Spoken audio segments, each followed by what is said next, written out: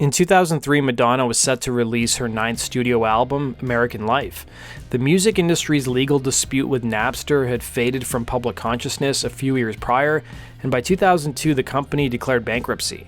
But in Napster's shadow popped up new file-sharing programs that started to put a serious dent in record and album sales. These file-sharing websites and programs were harder to trace and more unregulated than Napster. Even Madonna's previous studio record, Music, saw snippets of the title track leak onto Napster before the record's release.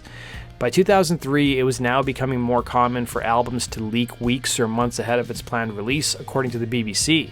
Madonna's team and her record label, wanting to beat online pirates from uploading the album's tracks onto file-sharing programs or leaking the album early, did something pretty funny. Several months before American Life came out, Madonna's team created MP3s for each of the songs on the record.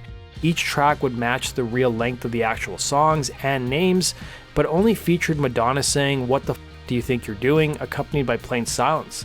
The tracks would be uploaded to file-sharing programs, most notably Kazaa, to flood the World Wide Web with fake MP3 files to make it difficult for people to download the album. According to the BBC, American rapper Eminem would use a similar tactic the previous year, with tracks appearing in file-sharing networks that only contained snippets of songs looped over and over. In 2003, dial-up internet was still pretty common, so downloading songs could take quite a while.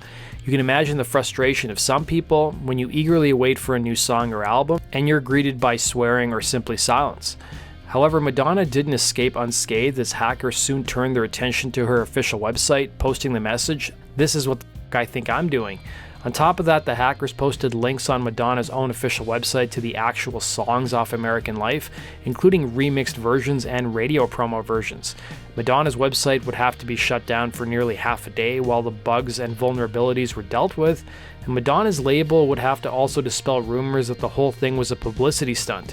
Also on the hacked Madonna.com website was a derogatory message to the 1998 Digital Millennium Copyright Act. The defacement of Madonna's webpage also contained a marriage proposal to on-air Tech TV personality Morgan Webb, who was unrelated to the prank. Some people would have fun with the whole thing, taking Madonna's phrase, "What the f do you think you're doing?" and using it in dozens of remixes and mashups. One music community named D-Music even held a competition to find the best Madonna remix or mashup, with the first place winner getting a t-shirt and a sticker. Some observers believe the hacking of Madonna's website was done by an online group named Frack because of the message on Madonna's website that read, "Brought to you by the editors of Frack."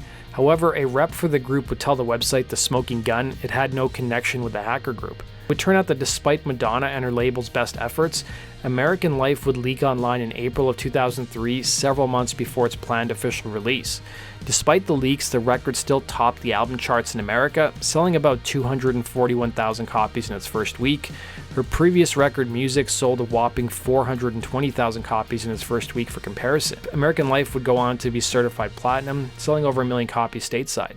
That does it for today's video, guys. Thanks for watching. Be sure to like button and subscribe. We'll see you again rocking with your stories. Take care.